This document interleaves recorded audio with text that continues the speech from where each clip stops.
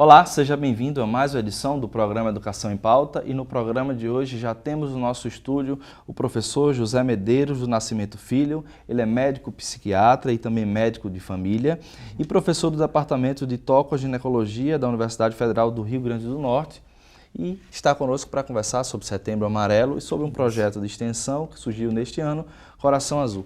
Seja bem-vindo, professor, é bom tê-lo aqui para conversar sobre um tema tão importante nesse mês, né? Com certeza, é um prazer estar aqui, Bruno. E eu agradeço pela oportunidade de nós estarmos falando sobre um tema que ajuda a salvar vidas, que é a prevenção ao suicídio. E a gente está no mês, não é? De prevenção, todo mundo com a cor amarela, né? Fazendo seus projetos, OAB, universidades, instituições, governo federal. Eu queria começar fazendo uma contextualização, professor. É óbvio que às vezes o senso comum pode não estar tão claro, mas no decorrer dos séculos algumas doenças se tornaram o mal do tempo, né? O mal do século, como a gente pode utilizar. Então, se no século passado a tuberculose e a AIDS foi muito severa, né? E aí, então a gente poderia dizer que a depressão hoje já é a epidemia maior da nossa sociedade atual? Eu penso que talvez falar como epidemia maior talvez não fosse mais interessante, Entendi. mas dizer que é um problema muito sério da contemporaneidade, sem dúvida. Quando nós pensamos em depressão, alguns estudos apontam que ao longo da vida, de cada 5 pessoas, uma vai ter depressão. Isso do mundo, né? No então, mundo, não é só no em todas Brasil. as faixas etárias, não só no Brasil. E são dados, assim, estimativas, né? Existem países em que isso é mais difícil de mensurar. Outros é mais fácil, dado a cientificidade, uma série de coisas. Mas o fato é que muitas pessoas sofrem de depressão e a depressão ela tem um espectro. Você vai ter casos leves, casos moderados e casos graves. E algumas pessoas vão chegar, inclusive, à ideação suicida, ao planejamento suicida e à tentativa de suicídio. É importante frisar que no Setembro Amarelo nós não estamos falando apenas das pessoas com depressão. Algumas pessoas chegam ao suicídio, ou à tentativa de suicídio, ou ao planejamento mesmo, com base em outras patologias psiquiátricas, como o transtorno bipolar, como a esquizofrenia. Mas a depressão é sempre lembrada porque nós pensamos na desistência da vida com a tristeza. Né? Entendi. Isso vem muito em pauta. Mas algumas pessoas podem chegar a ter, por exemplo, uma decisão dessa, ou mesmo uma impulsividade, por exemplo, nos casos de esquizofrenia, que as pessoas ouvem vozes, alucinações, que as impulsionam a retirar a própria vida. Então, quando a gente fala de suicídio, a gente não está falando só de depressão, a gente está falando de muitas coisas. A depressão talvez seja o carro-chefe desse problema. Mas é um problema muito mais amplo, muito mais complexo. Envolve várias decisões, né? O sociólogo, uma vez, Durkheim, né, que é um dos pais da sociologia, falou do suicídio como um fato social. Né? E aí, essas outras patologias que o senhor colocou, juntando talvez, com a própria depressão para pensar. Então, há o fisiológico que vem da natureza e o pontapé, o gatilho é social. Como é que funciona isso? Então, isso é muito árduo de falar, né? É muito difícil. Mas, na verdade, para problemas complexos, olhares holísticos. Eu sempre gosto dessa frase. Não pode generalizar nada. Não pode. Né? Quando a gente pensa em suicídio, a gente pensa numa questão biopsicossocial. Tá tudo E alguns junto, autores vão falar também do aspecto espiritual, entendendo a espiritualidade como uma relação do homem com a transcendência. Entendi. E aí, quando você pensa nisso, o biológico, sim, nós temos uma herança genética, nós temos hormônios, nós temos marcadores que estão atrelados a isso. Tem estudos feitos com cortisol, tem estudos feitos com outros hormônios também. Pode ser herdado, então, de família, no caso? Pode. Nós temos patologias mais orgânicas, entre aspas, que levam o indivíduo a um quadro depressivo, como o hipotireoidismo, por exemplo, descompensado, pode levar a uma manifestação de depressão. E nós temos os aspectos psicológicos, por exemplo, um trauma, uma situação difícil na vida, um período difícil, aspectos sociais. Que você perde sociais, alguma coisa, né? Isso. Por exemplo, os imigrantes, pessoas que estão em outros países, em outras culturas, elas têm uma tendência maior a desenvolver depressão. Inclusive a depressão puerperal, que é o tema do meu projeto.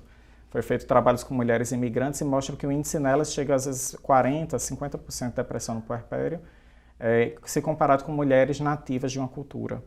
Então é muito complexo. Você olha para isso e você precisa ter um olhar não cartesiano. Você precisa ter um olhar mais... Não é uma conta matemática, né? Não é uma conta matemática, mais isso. global. E junto disso tudo a subjetividade, né? A humanidade. Que cada ser humano é único na sua individualidade. Alguns temas, e talvez eu faça essa pergunta, o próprio suicídio, a depressão ainda é vista como tabu, né? Sim. Como passar para quem está em casa, né, para que elas possam não ter mais aquela ideia de quem precisa de acompanhamento, né, é o doente, né, de que você está procurando acompanhamento, então você é menor do que alguém. Tem ainda um preconceito muito grande, né? E as pessoas terminam sem procurar acompanhamento por estar inserido dentro dessa atmosfera de preconceito. Com certeza, Bruno. Inclusive existe um termo cunhado chamado psicofobia, né? Que é justamente esse preconceito que a sociedade tem com as pessoas que têm transtorno psiquiátrico. A gente olha para uma pessoa com hipertensão, para um diabético, e nós entendemos que ele tem um problema, um adoecimento. Mas a gente olha para uma pessoa com depressão e pensa, poxa, será que essa pessoa é mais fraca? Será que essa pessoa é mais vulnerável? Que fraqueza é essa? E isso precisa cair por terra, nós precisamos derrubar isso, se nós isso queremos chega avançar. até para a pessoa que está em algum estágio, né, deprimente, às vezes talvez não seja depressiva ainda, e me corrija se eu estou equivocado. Eu sou fraco, estou fraco, né? Para as pessoas que se sentem assim... Não deixa de ser um reforço negativo, né? Mas o fato é que para as pessoas que estão em casa é importante nós quebrarmos esse tabu e olharmos as pessoas nas suas potencialidades. Viktor Frankl foi um terapeuta que sobreviveu aos campos de concentração no nazismo, e ele criou a logoterapia, né? Ele desenvolveu a logoterapia como uma terapia que buscava mostrar para as pessoas, através da palavra, através do discurso, que elas poderiam superar suas dificuldades, né? Que elas poderiam encontrar meios de sobrevivência, que está atrelado à resiliência. Então a gente precisa olhar para o indivíduo em sofrimento psíquico como alguém com potencialidades, né? E não só como uma pessoa que está passando por uma fragilidade. Porque apesar das fragilidades, ele está aqui, né? Ele está aqui muitas vezes lutando para vencer as suas dificuldades.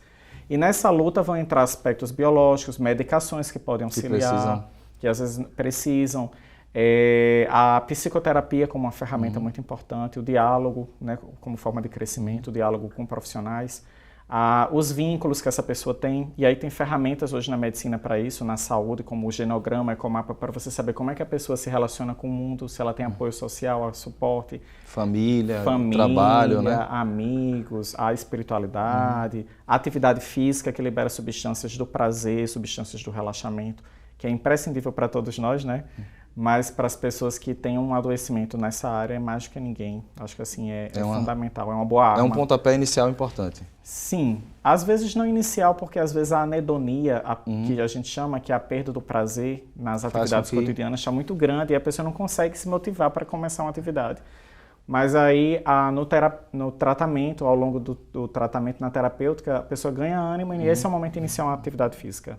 E manter como prevenção aí ao longo da vida. A gente ouve falar muito, e talvez seja também algo do senso comum, né? Não sei se tem comprovação, e essa pergunta, de que algumas culturas que civilizacionais, digamos assim, já estão à frente do Brasil, por exemplo, na Europa, né? Onde a gente vê um número muito maior de pessoas que têm um acompanhamento psiquiátrico, com psicólogos. Essa realmente é uma realidade?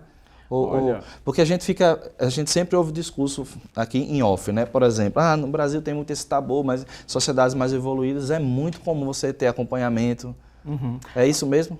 Rapaz, olha só, eu acho que a gente tem um problema quando a gente fala de sociedade evoluída, né?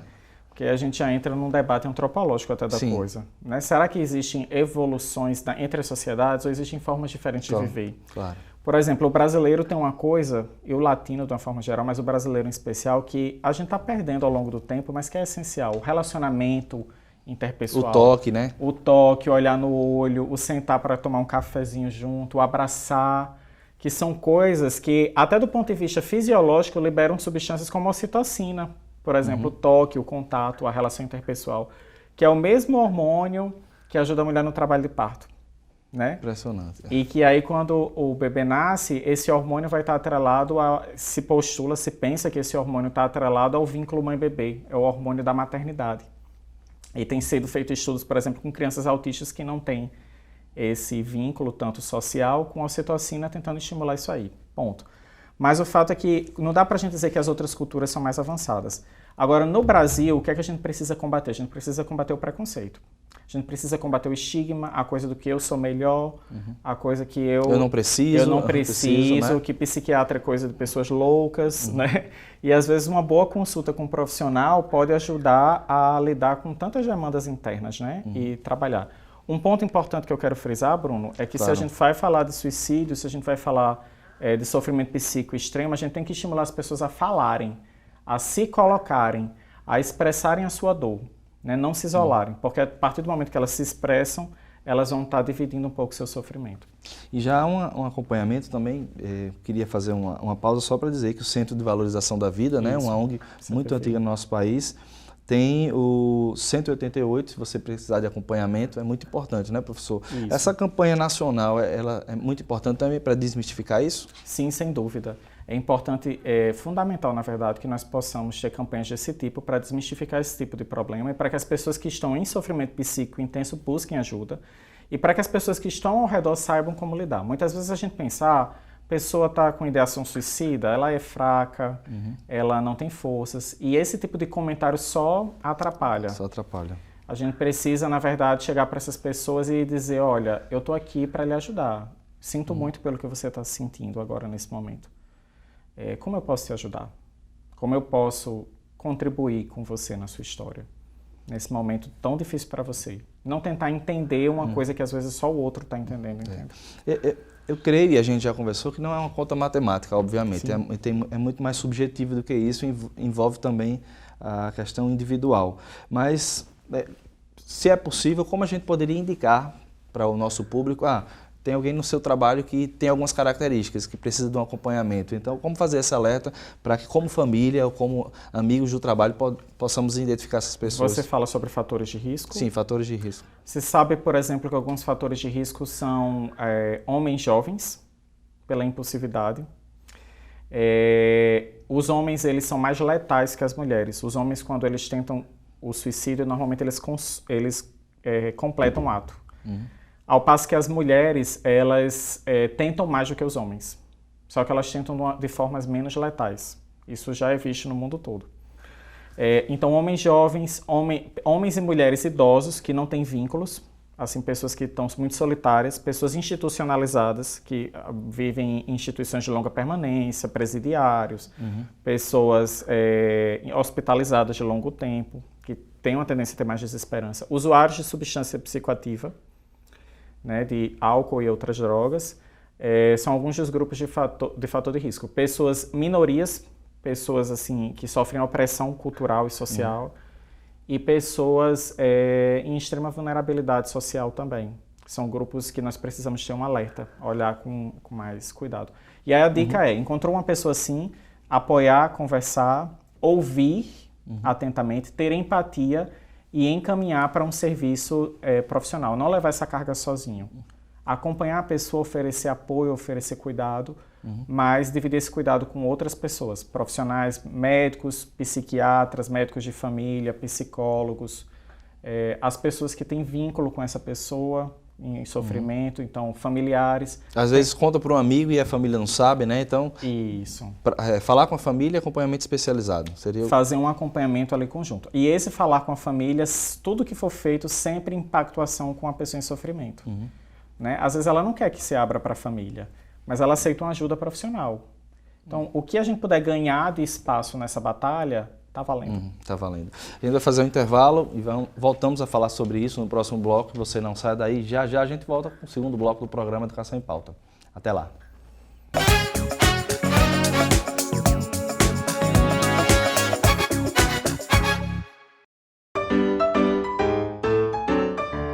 Marina jogou essa garrafa de refrigerante no lixo seco. A garrafa foi apanhada pelo catador João e transformada nesse pote de iogurte. Maurício comprou, bebeu o iogurte e jogou o pote no lixo seco. Aí veio o catador João e ajudou a transformar o pote de iogurte em sacola plástica. Vovó Irene usa a sacola para levar as compras para casa. Depois de usada, a sacola foi para o lixo seco. E junto com outras sacolas, se transformou em mais uma garrafa PET. Você pode fazer o mesmo. Separe o lixo úmido do lixo seco e ajude a construir um mundo melhor. Repense, reaja, recicle. Uma iniciativa do Instituto Federal de Educação, Ciência e Tecnologia do Rio Grande do Norte. Assim ele parece inofensivo, mas você já sabe os males que esse mosquitinho pode trazer.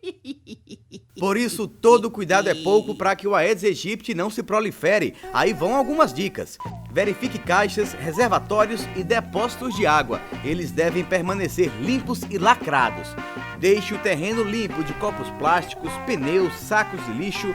Não parece, mas eles podem ser criadouros do mosquito. As calhas dos telhados devem estar sempre limpas e desentupidas. O acúmulo de água é um local ideal para o Aedes aegypti. Coloque telas nas janelas da sua casa. Isso evita visitas indesejadas ao longo do dia. Ter bichinho em casa é bom, mas lembre sempre de trocar a água dele e de lavar o recipiente. Caso tenha alguma dúvida, entre nesse site ou ligue para esse número. É o seu canal de comunicação com o governo federal. No IFRN, todos os campos estão engajados na luta contra o Aedes aegypti. Isso porque a gente sabe que para vencer essa guerra, cada um tem que cuidar da sua parte. Entre na luta você também e prove que um mosquito como esse não é mais forte que um país inteiro. É o IFRN na luta contra o Aedes aegypti.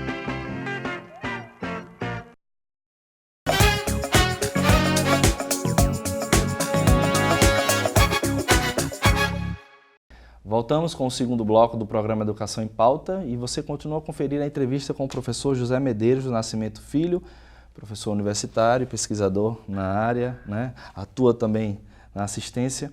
Professor, ainda sobre essa questão da vulnerabilidade e da temática do Setembro Amarelo. A gente poderia dizer, obviamente o senhor tentou construir aí um público-alvo, digamos assim, né, para a gente perceber. Mas é uma doença democrática, né? Demais. Não tem isso de eu sou rico, eu sou pobre. Nem riqueza, nem pobreza, nem raça, etnia, né? Nem gênero, nem sexo, nem nada. Assim. Nós temos grupos de risco, mas o risco ele é muito individualizado. Né? Tem a ver com o sofrimento psíquico daquela pessoa e a rede de apoio também, são fatores que contribuem. Então é muito democrático, você pode ter qualquer pessoa do extrato social, de qualquer extrato social desenvolvendo. E é importante nós termos em mente isso, porque muitas pessoas julgam que são imunes a isso. Autossuficientes, Autossuficientes. Né? E às vezes são essas pessoas as mais vulneráveis, porque elas constroem uma teia de resistência ao longo da vida, mas ninguém consegue resistir tudo sozinho e uma hora pode quebrar. É importante dizer também que a dor do outro, a gente pode ser incompreensível, né? Eu vou citar um exemplo. Eu posso, você está sofrendo por isso, porque para mim, sendo o outro, é uma bobagem, né? Isso. Esse ponto também é importante nesse combate? Demais. A gente precisa ter empatia, né? Entender um pouco o sofrimento do outro. E às vezes vai esbarrar nas nossas próprias vivências. Eu ensino para os meus alunos que existe a doença, que nós diagnosticamos, e a experiência com a doença, que é o disease awareness no inglês. Então, uma coisa é o que você diagnostica, uma depressão em você e uma depressão em mim. Agora, a forma como eu vou encarar isso vai mudar totalmente o tratamento, o curso do tratamento entre eu e você. Então, você pode lidar com a depressão de uma forma muito mais branda, achar que isso é um problema tranquilo da sua história de vida, você vai interpretar dessa forma, e eu lidar com muito pesar diante disso. Ou seja, o problema do outro é no outro que tem essa reverberação, né? Isso. Em relação à idade também, qual a importância de se perceber, né? A faixa etária. A faixa etária também, tendo em vista que talvez o excesso a tecnologias na faixa da adolescência pode ter alguma característica com isso ou não? Transtorno do humor está muito próximo das pessoas adulto jovem, né? Normalmente os quadros, classicamente, se via muito isso. No adulto jovem, o transtorno de humor, a depressão, especificamente. O transtorno bipolar também. A esquizofrenia um pouco mais cedo. Mas hoje em dia nós temos visto um aumento muito grande nos idosos, nos extremos da vida, nos idosos e nas pessoas jovens, inclusive crianças com depressão também. Crianças que manifestam isolamento, irritabilidade, dificuldade de comunicação com os pais em casa, mudança no comportamento, alimentação também.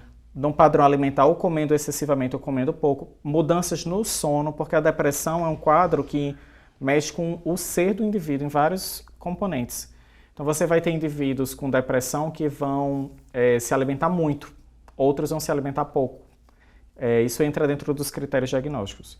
Então, com relação à faixa etária que você tinha perguntado, Bruno, nós temos tido esse aumento nos idosos e nas crianças, mas o principal público é a faixa etária de 20 a 30 anos ali, talvez 18 a 30, 18 a 28, que é quando começa a se manifestar. E às vezes é um episódio isolado, ou isso pode ser recorrente ao longo da vida também.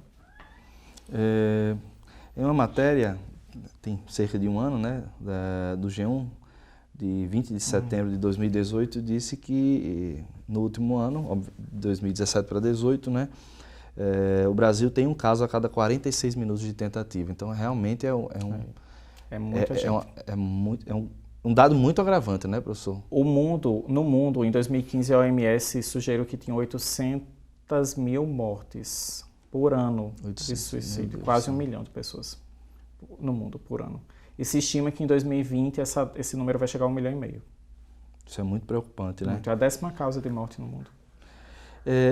Vamos tentar falar de um projeto, né, que surgiu de uma experiência própria. E como é que surgiu, então, esse projeto Coração Azul? Conta pra gente, professor. Falando um pouquinho sobre essa minha vivência com a psiquiatria, né, eu sou médico de família e sou psiquiatra, tenho essa dupla formação.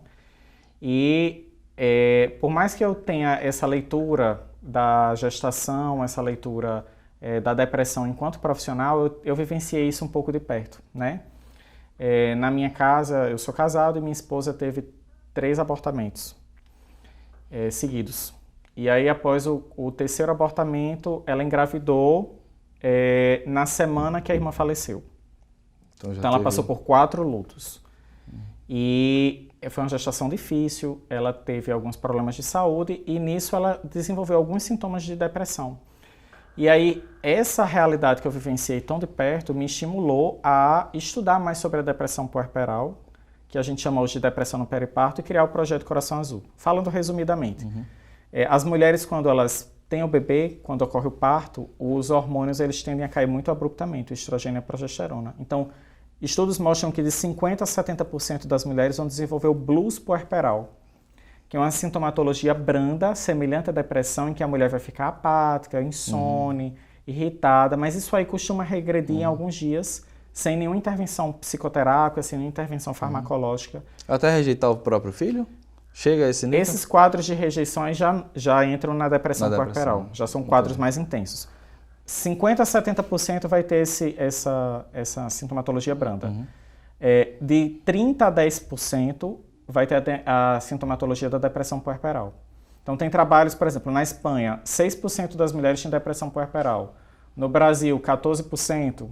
Entre refugiadas que vivem no Canadá, 30%. Então vai depender de um contexto biopsicossocial aí.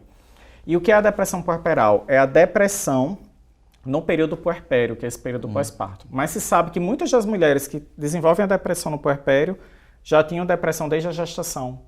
E às vezes nenhum profissional de saúde identificou. Parou para perguntar se aquele filho era desejado, parou para perguntar se aquela gravidez estava tranquila, se ela estava se sentindo bem com a gravidez.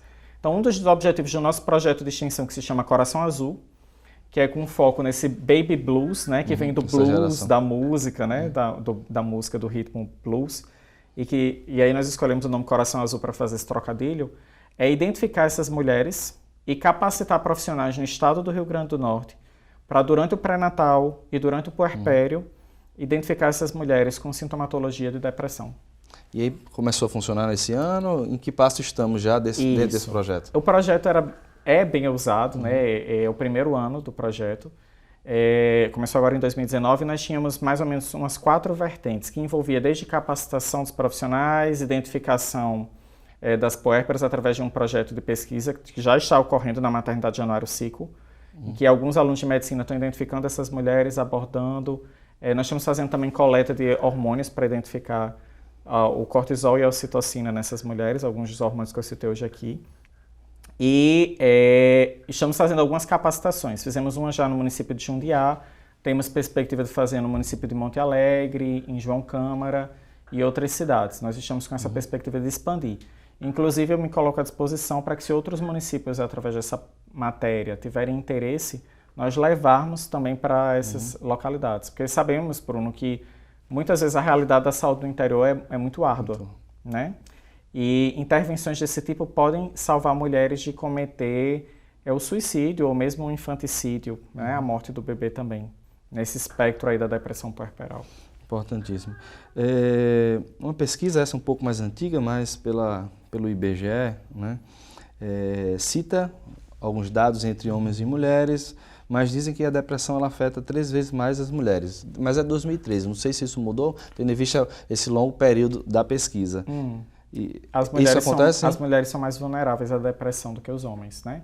Agora, as estatísticas elas mudam de acordo com a população que é estudada. Isso também, né? Então, para populações diferentes, você vai ter faixas etárias diferentes, manifestações diferentes. Mas, em geral, se sabe que as mulheres são mais vulneráveis, até por uma questão hormonal, às depressões, os quadros depressivos vários e às ansiedades. Até o transtorno disfórico pré-menstrual, né? A antiga TPM, que hoje tem esse nome de transtorno disfórico pré-menstrual, acomete mais as mulheres. Tem mulheres que... As mulheres variam muito ao longo do ciclo menstrual, pelas variações hormonais. Tem mulheres que no período do ciclo elas ficam muito irritadas, deprimidas, ansiosas. É um pico, né? Muita Essa variação. mesma pesquisa fez uma caracterização por região, citando do Sul, com maior índice, 12,6%, no Nordeste, penúltimo, com 5% da pesquisa, e no Norte, com 3,1%, né?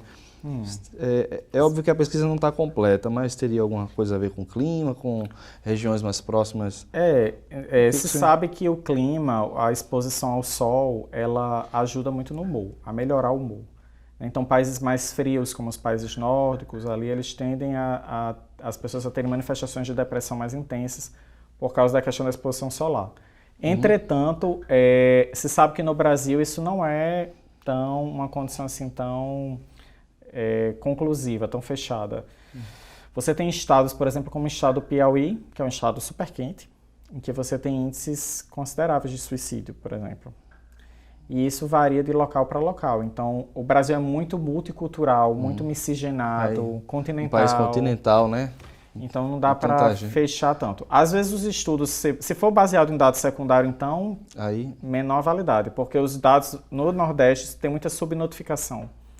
Né? Se for uma pesquisa feita 1 a 1, é mais válido, mas se for uma pesquisa que pegue outros dados, aí não dá para a gente confiar tanto. E algumas pesquisas de sorteio, né, de casa, de rua, de bairro, aí fica bem mais complicado. Tem que ter uma boa metodologia para a gente garantir isso.